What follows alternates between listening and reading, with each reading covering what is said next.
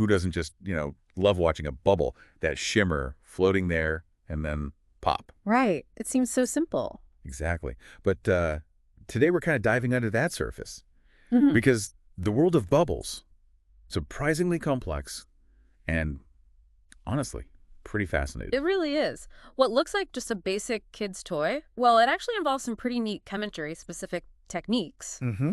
Our goal here, our mission with this deep dive, is basically to help you become a bit of a bubble connoisseur. A bubble artisan. I like that. Yeah. Uncovering the little details, the things that take it from just blowing bubbles to, well, almost an art form, so you'll get why things work, not just what works. Totally. We're talking choosing the right gear, how to actually use it properly, the science behind the soap mix, all that stuff. We'll cover age-appropriate choices, break down the different kinds of bubble liquid. And troubleshoot. Yeah, Because we've all been there when they just won't work. definitely. And maybe even some weird quirks from, how they make this stuff. So let's get into it.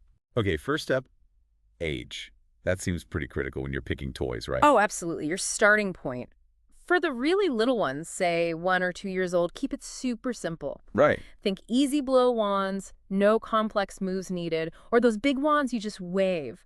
Perfect for making lots of bubbles without much effort. Like the little stars or Happy Bubbles brands maybe eases everything there. That makes sense.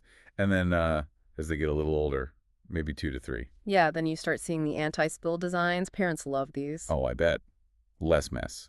Exactly. They hold a decent amount of solution, maybe 25 milliliters, pretty securely. Like those no-spill pots, a lifesaver. Okay. And then 3 to 4. Now they're getting more coordinated, right? So you can introduce things like the Bubble Master set, or even, get this, Touchable Bubbles. Touchable bubbles? Okay, that sounds kind of wild. It is. And then older still, 5 to 6, you get things like bubble scissors, bouncing bubbles. More specialized tools.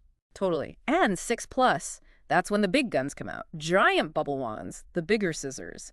Each level is designed for, different kinds of play and control, more creativity. Okay, cool. So that leads us to the actual liquid, the bubble solution itself. Because you said, and this is key, I think, not all solutions are the same. Not at all. Nope.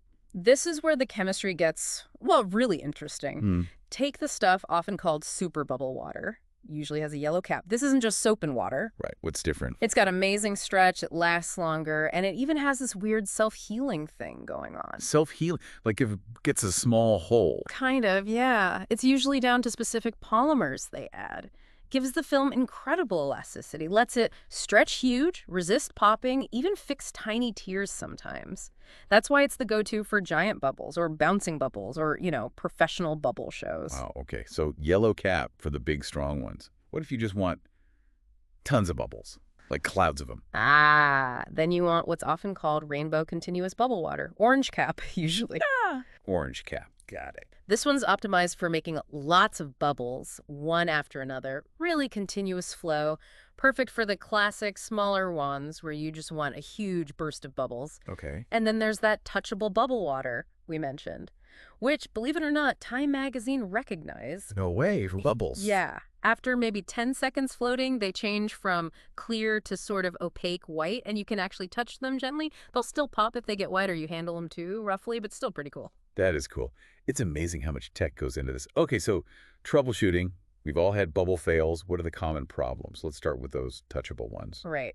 So touchable bubbles, if they're not forming, it might be how you're blowing. Are you aiming right at the film? Mm-hmm. Or maybe you're blowing too slow or you're too far away. That makes them too big, too fragile. Oh, okay. Quick tip, blow a bit faster but not necessarily harder, if that makes sense. And let any foam settle down first. Foam is often the enemy. Foam. Yeah, I've noticed that with the bouncing ones too. Why is foam so bad? Oh, it's terrible for bouncing bubbles.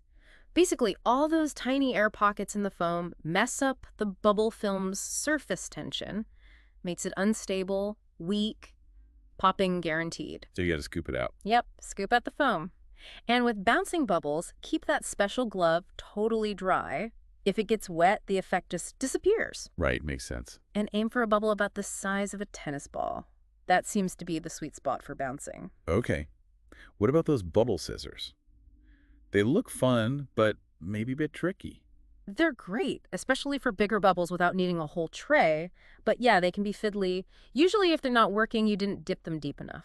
Not enough solution. Exactly. Need to get enough of that yellow cap super stuff on the frames. Or sometimes people hold it over the bottle too long when they pull it out and it all drains off. So a quick full dip, then pull it out straight away. Pretty much. Quick dip, pull it out clean. That usually does it. Oh, and remember, they're not totally leak-proof. Don't lay them down flat on the table.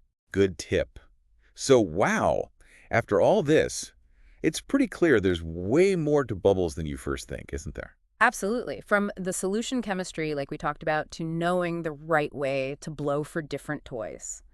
It's a whole little world. Yeah, a universe of fun, Yeah. just waiting. And hopefully, knowing some of this stuff helps you make your next bubble session even better. Maybe try that yellow cap solution, or remember to scoop the foam. Yeah, experiment a bit.